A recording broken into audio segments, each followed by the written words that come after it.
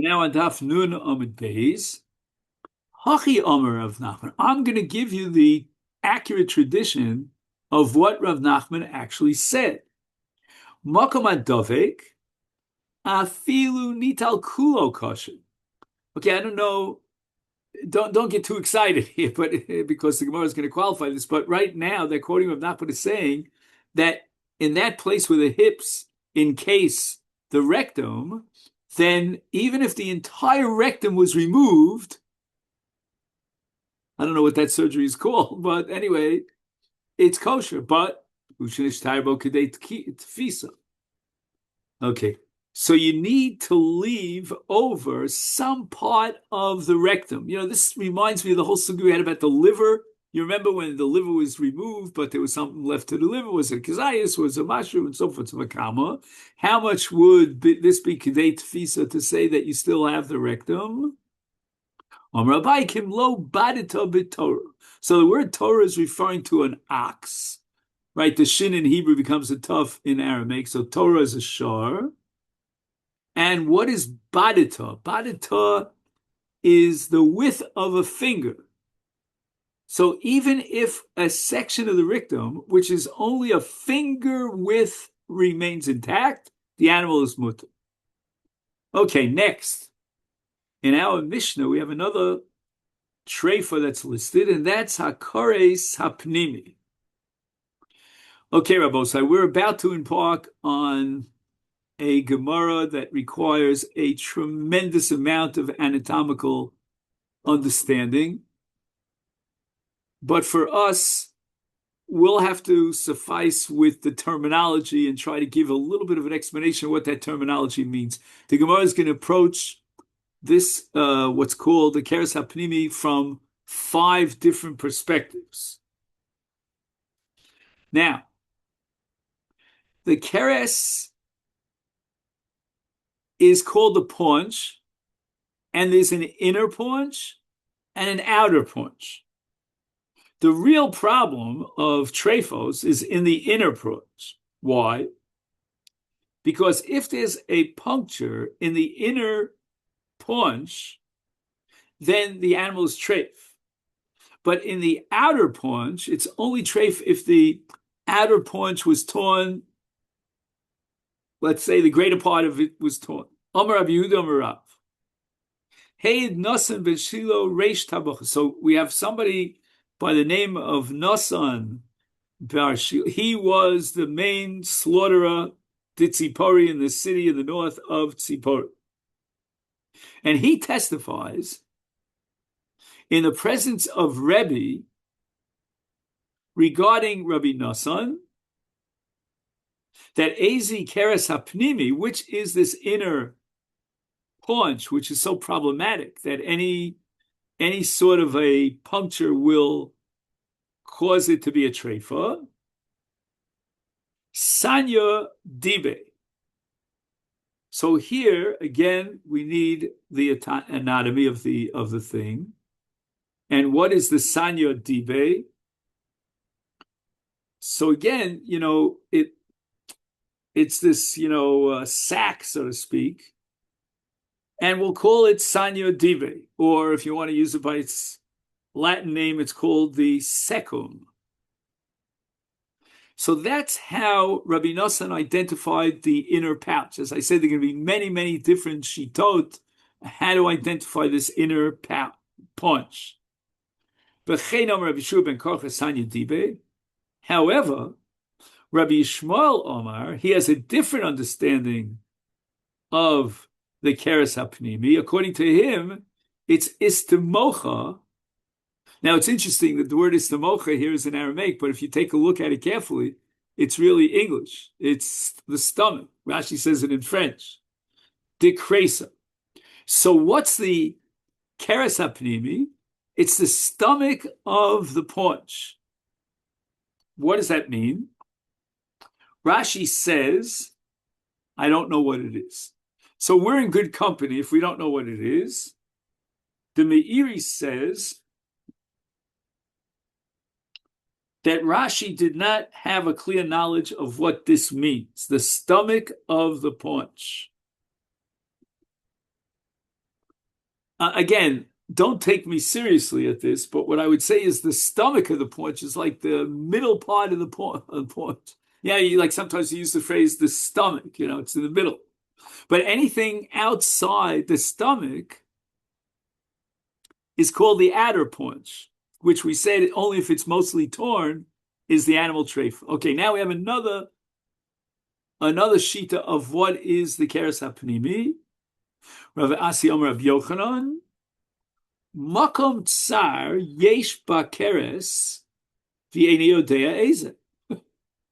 Even Rav Yochanan didn't know how to identify this narrow section in the paunch, and that's called a pnimi. And again, if we take a look at the picture that he has here, there is a narrow section, but I'm not sure exactly whether it's the bottom or the top. Very confusing. He doesn't tell you. All right.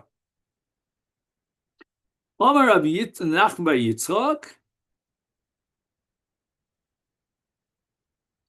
Now, Rabbi Nachman bar Yitzchak is going to sort of use an idiomatic phrase to I don't want to say poo-poo, but basically he's poo-pooing Rabbi Yochanan. He says to him, Nafal kresa bebira.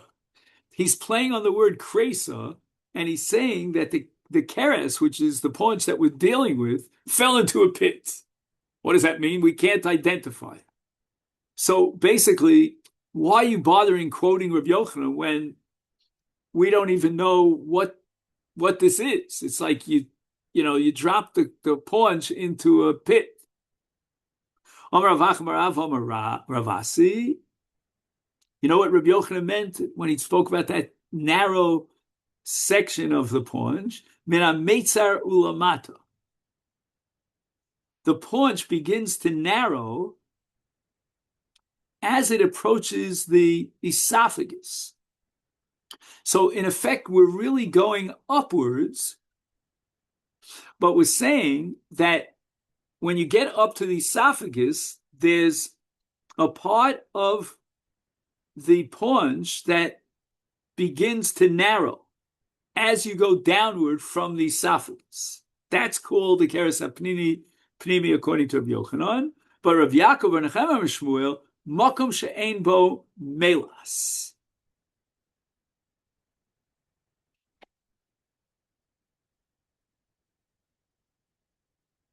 Okay, what's melas? So this sugi about melas we had back on Daf Mem Dalet. And if you could do me a favor, just, if you could Google the word papille, which is spelled Papille.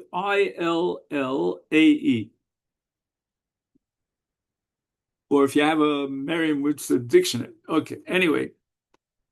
So now we had that Gemara about something that you scrape off the paunch if the paunch was boiled in hot water. Anyway, it's referring to papilii, which is mentioned, as we said before, Daf Mem Dalid, and the place which Shmuel is identified, she'ein lo melas, does not have woolly papilia.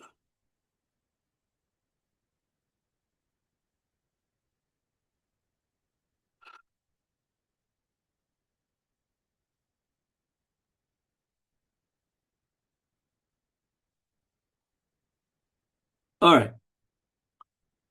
In any event, now we have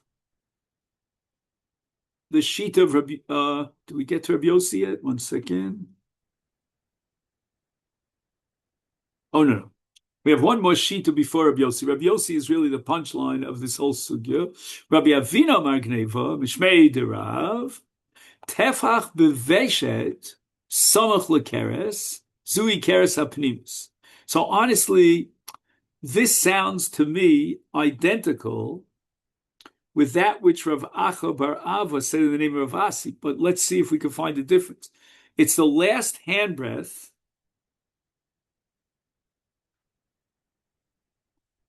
of the esophagus tube.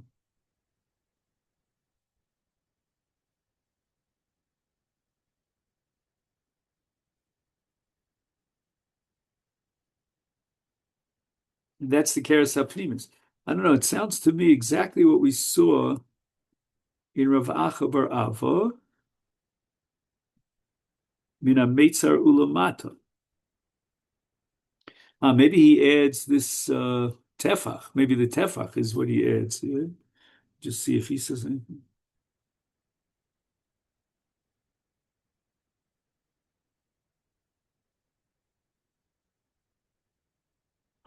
Okay. Anyway, here now we get to the punchline.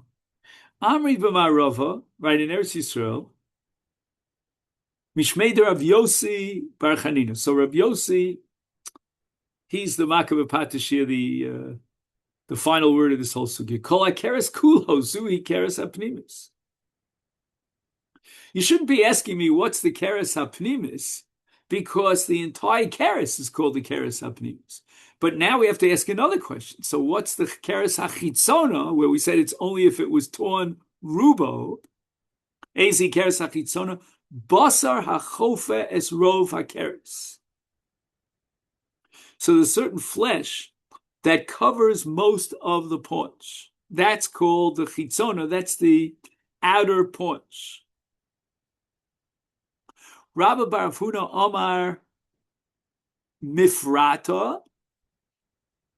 What's mifrata, says the Gemara? Hecha de pare tabache. Okay, so what happens is, after the shechita, right, the shochet now opens up the belly, and the animal is hanging, right, on a hook. And that part of the paunch, which is now exposed after the butcher split the belly of the animal that's hanging, that's called the keres hapnim.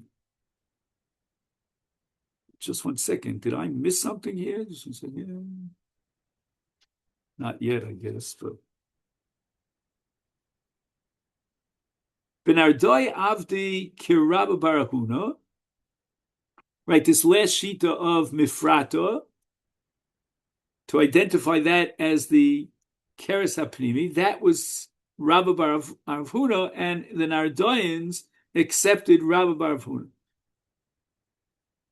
Now, beyond the Mifrata is the keres hachitzoni, and there it only becomes a treifa if the majority is torn. Amalei Rav Ashila Meimer Kol Hani Shmaiti Mai.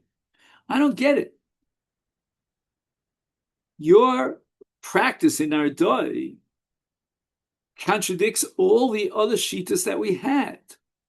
We had many different definitions of what is and what constitutes the keres hapnimi. And now you're telling me, you know what? I'm going to accept Rabbi bar Huna, and it's only the mifrata. Right? And again, the Gemara had said that mifrata is the pare tabache. Now,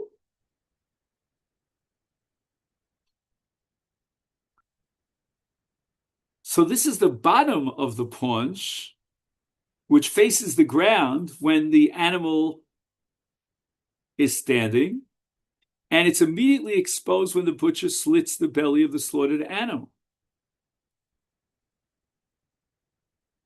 The rest of the paunch then is called the outer paunch. The sides of the paunch against the ribs, the top of the paunch near the spine, all that is considered chitzon, and therefore you could be mekil. And now, Amalei, the response of Amemar, apparently Amemar was a Nardoi, so he had to defend the minig of Nardah. Kulu shaychim b'derabba barafuna.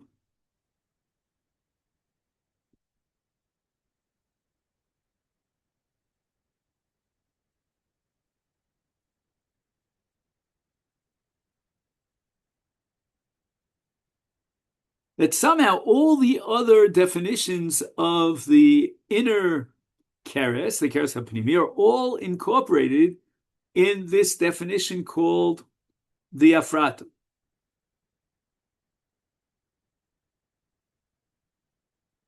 Meaning, Rav Huna's inner paunch, which is the afrata, includes all the areas identified as the inner paunch by the other views. And the Gemara is going to reject this. Rav Asi Rav Yochanan Mai.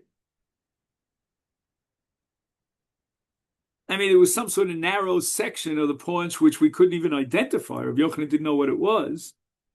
We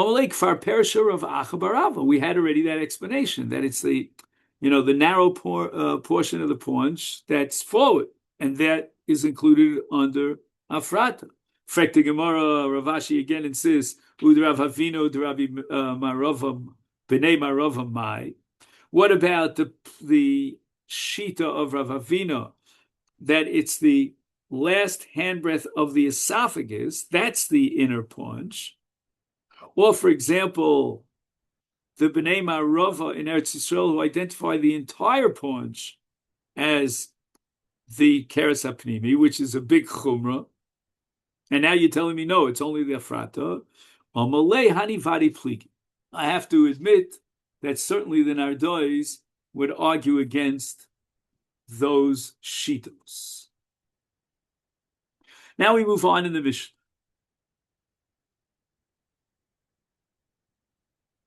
And we're still dealing with the keres. And Rabbi Yehud is quoted in the Mishnah as differentiating between a small animal and a larger animal. In the case of a gedola, then everything depends on a tefach. In the case of a katana, a smaller animal, the critical measure is the rove of the keres hachitzoni. Amar bin Yomin bar Yefes, Amar Belazar, lo gedola gedola mamish, lo katana katana mamish. Rabbi Yehuda doesn't mean that we're talking about the larger animals and the smaller animals, and certainly not the largest animal and the smallest animal. Ela kol shem nikra ba tefach, if on the keres hachitzona you tear away a tefach, v'lo havi ruba, and yet it's not the rove of the keres hachitzona, zui sheshaninu b'gdola tefach. That's what we're referring to when we said in the Mishnah that in the larger animal the critical measure is a tefach. Ruba v'lo havi tefach, if the greater part of the keres hapnimi, when it was torn, that is not a tefach, zuhi sheshaninu b'ktana beruba, that in the case of the small animal, the critical measure is the rove, is the greater part of the keres hachitzon. So when I ask ruba v'lo havi tefach pshita, why did I need this statement of Rabbi Yehuda to tell me that if the greater part of the keres hachitzoni was torn, that's kriya with an ayin, and it's not even a handbreadth in length, then obviously the animal is treifa because most is kikula. Rubo is kikula. So who cares if it's lo avi tefach? That's irrelevant. It's rubo kikula. And basically the entire keres hachitzona has been torn. Lo tzricha davi tefach b'mashu. It's a handbreadth and a little bit more than the greater part, than the rove. A greater part of the keres hachitzona, just short of a handbreadth of a tefach. Ma'odatem, I would have said, ad mikra ba tefach v'lo avi treifa. Right, the difference between the rove of the keres hachitzona and the tefach is so small, so minimal, then maybe we could say that unless a full tefach was torn, it's not a treifa. and even though it's the greater part. Kamash Malan, therefore, Rabbi Yehuda wants to teach me that that's not true. Even in such a case, the animal is considered treifa as soon as the brove of the keres achitzona is karua, is torn. Amar Gnei Amar Rav Asi nikdira kesela treifa. If somebody bores a hole in the keres achitzona, and it's the size of a sela, a silver coin, then it's treifa. Why? She'im timosach tamod al hatefa. Right? If you would take this hole, which is circular, and straighten it out into a straight line, it would amount to a tefa.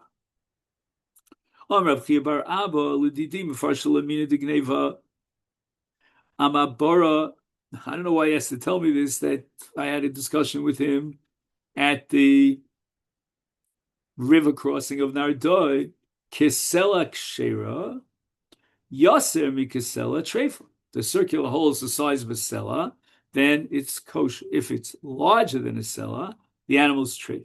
But Kama Yaser Mikisela, what do you mean by larger than a sela? How much larger than a sela does the hole have to be to make it into a treif? Amar Rav Yosef, Kigon di Ailon, Tlas Kash Yosa. Now, Tlas is 3, Kash Yosa are the pits of dates that we had before. So in a case where 3 date pits can pass through that hole, Bitzipa dechuka, right? Usually when you have a fruit and you're left with the pit of the fruit, there's still some residue of fruit that's still attached to the pit. So the pit is basically coated with fruit residue tightly, below tzipa baravcha, or if it's not coated with fruit residue, if it's easily. So basically, these are 2 ways of saying the same measure. A hole through which 3 coated date pits will pass tightly will allow also 3 uncoated date pits to pass through easily. And that's called kisela. And the circular hole is the size of a sela.